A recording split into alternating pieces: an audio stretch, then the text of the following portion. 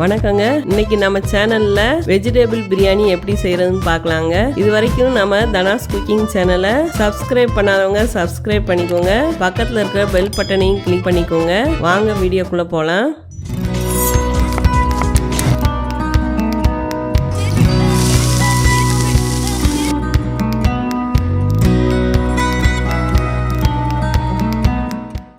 இப்போ வெஜிடபிள் பிரியாணி செய்கிறதுக்கு தேவையான பொருட்கள்லாம் பார்த்துக்கலாம். 1 கிலோ பாஸ்மதி அரிசி, பெரிய வெங்காயம் 4 நீல வாக்கில் கட் பண்ணி வச்சுருக்கேங்க. தக்காளி 2 பொடியாக கட் பண்ணி வச்சுருக்கேன். மல்லித்தலை புதினாத்தலை 1 கைப்பிடி அளவு, சின்ன வெங்காயம் 1 கைப்பிடி அளவு எடுத்து வச்சுருக்கேங்க. அடுத்து 1 cup beans, carrot 1 cup, 1 packet காளான், இஞ்சி பூண்டு பேஸ்ட்டு 2 ஸ்பூன், தேங்காய் பால் 1 கப்பு, தயிர் 2 ஸ்பூன்,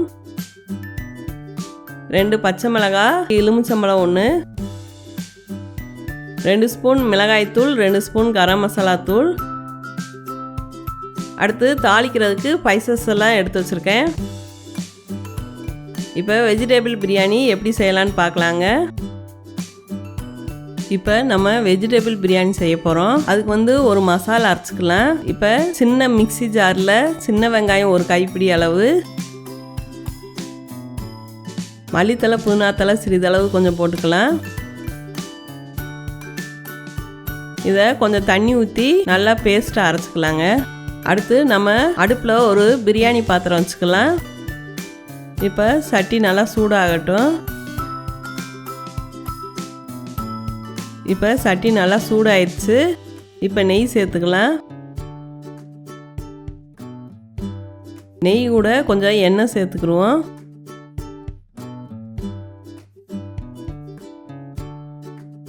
இப்போ நல்லா சூடாகட்டும்.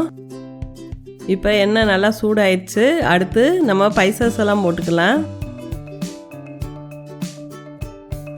இப்போ நல்லா கிளறி விடுங்க.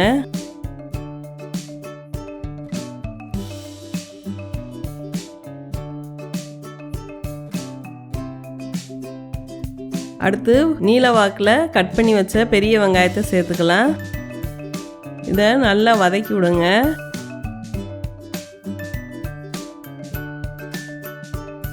அது கூடயே 2 பச்சை மிளகாயை நீல வாக்கில் கட் பண்ணி போட்டுக்கலாம்.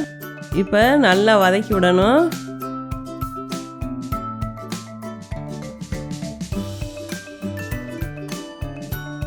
வெங்காயம் வதங்குறதுக்கு கொஞ்சம் உப்பு சேர்த்துக்கலாங்க. இப்போ நல்லா வதக்கி விடுங்க.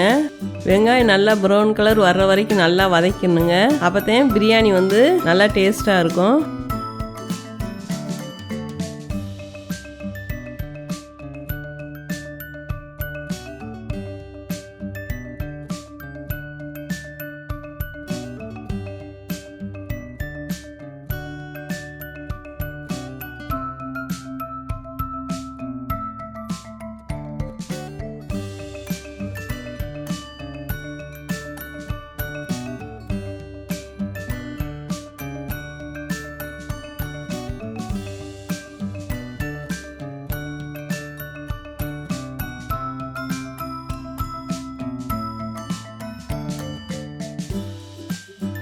கருவேப்பிலை கொஞ்சம் போட்டுக்கலாம்.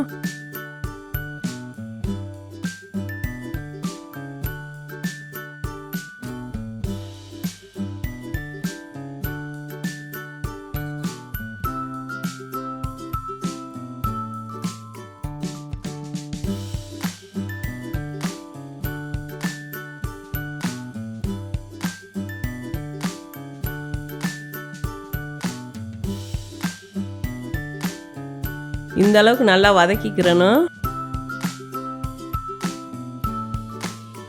அது கூட நம்ம எடுத்து வச்சிருக்கிற மிளகாய் தூளும் கரம் மசாலாவையும் சேர்த்துக்கலாம்.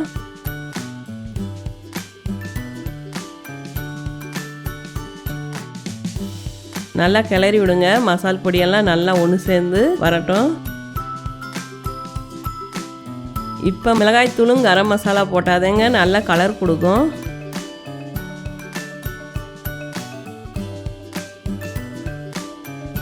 அடுத்து தக்காளி சேர்த்துக்குருவோங்க. தக்காளி நல்லா வதங்கி வரட்டும்.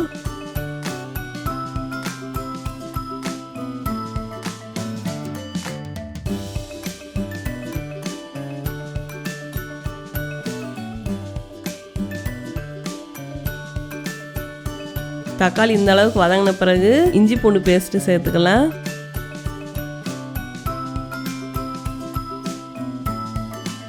நல்லா வதக்கி விடுங்க. இஞ்சி பூண்டு பேஸ்ட்டு சேர்த்திங்கன்னா தக்காளி சீக்கிரம் வந்து வதங்கிடும்.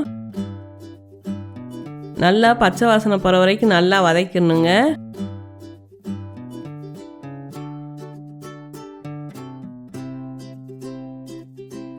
பாருங்கள், இந்த அளவுக்கு நல்லா வதங்கி வரணுங்க. எண்ணெயெல்லாம் பிரிஞ்சு வந்திருக்கு. அடுத்து நம்ம சின்ன வெங்காயமும் மல்லித்தலை புதினா தலையெல்லாம் சேர்த்து அரைச்சி வச்ச விழுதை சேர்த்துக்கலாம். இதையும் நல்லா வதக்கிடலாங்க பச்சை வாசனை போகிற அளவுக்கு.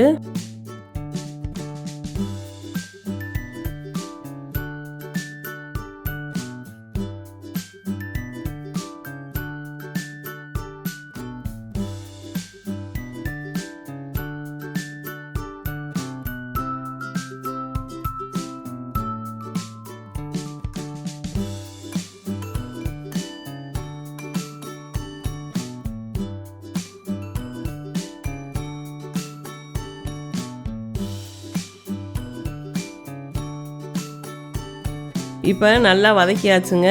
அடுத்து நம்ம எடுத்து வச்சிருக்கிற தயிரை சேர்த்துக்குருவோம். தயிர் சேர்த்த பிறகு நல்லா கிளறி விடுங்க.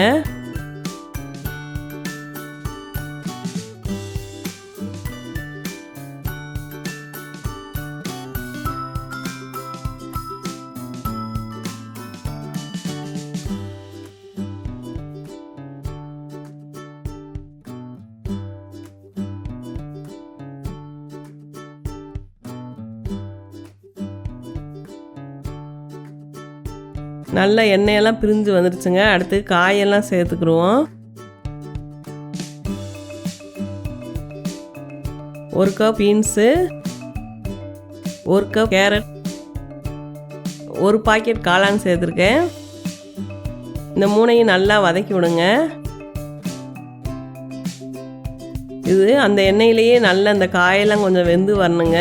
தண்ணி வேற விட்டு வரும். அந்த அளவுக்கு வதக்கிடலாம்.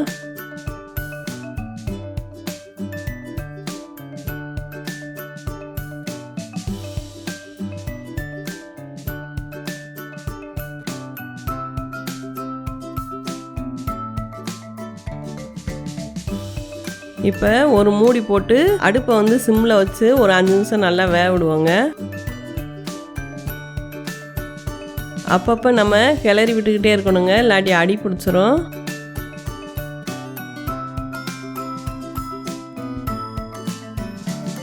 இப்போ பாருங்கள், நல்லா தண்ணியெல்லாம் பிரிஞ்சு வந்திருக்கு. காய் ஓரளவுக்கு நல்லா வெந்துருச்சுங்க.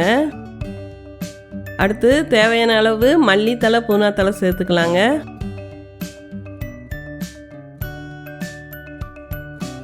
இதையும் போட்டு நல்லா கிளறி விடுங்க.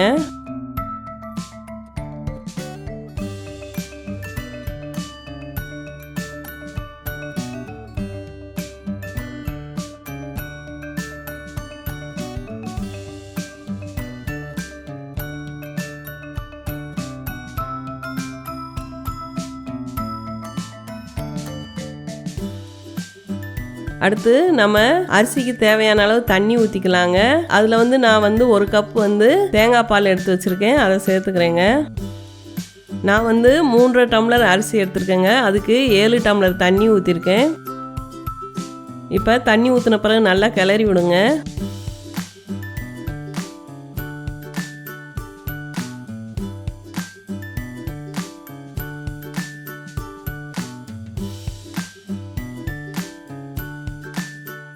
தேவையான அளவு உப்பு போட்டுக்கலாம். உப்பு போட்டு நல்லா கிளறி விட்டுருங்க.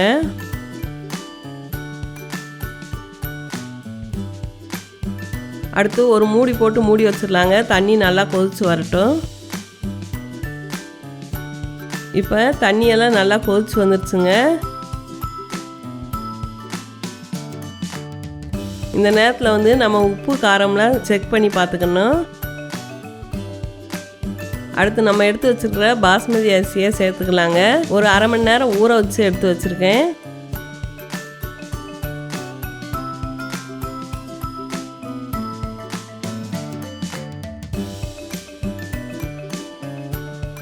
இப்போ நல்லா கிளறி விடுங்க.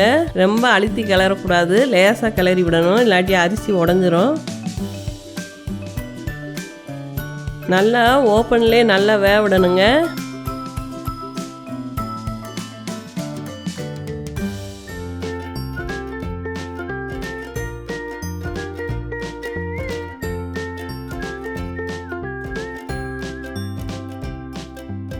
பாருங்க, இந்த அளவுக்கு நல்லா வெந்து வந்துருச்சு.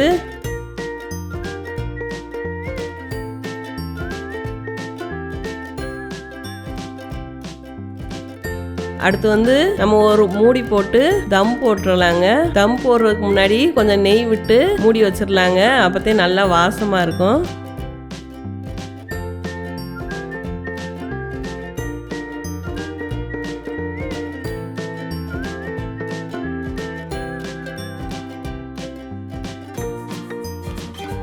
இப்போ ஒரு மூடி போட்டாச்சு.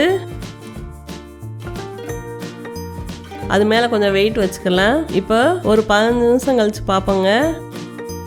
இப்போ 15 நிமிஷம் ஆச்சு. பாருங்கள், இப்போ நல்லா வெந்து வந்துருச்சுங்க.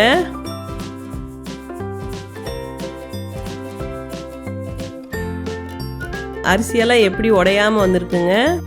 பாருங்கள், நல்லா கம்ம கம்மன்னு இப்போ நம்மளுக்கு வெஜிடபிள் பிரியாணி ரெடி ஆயிடுச்சுங்க. நீங்களும் உங்கள் வீட்டில் இதை செஞ்சு பாருங்கள். செஞ்சு பார்த்துட்டு எப்படி இருக்குன்னு கமெண்டில் சொல்லுங்கள்.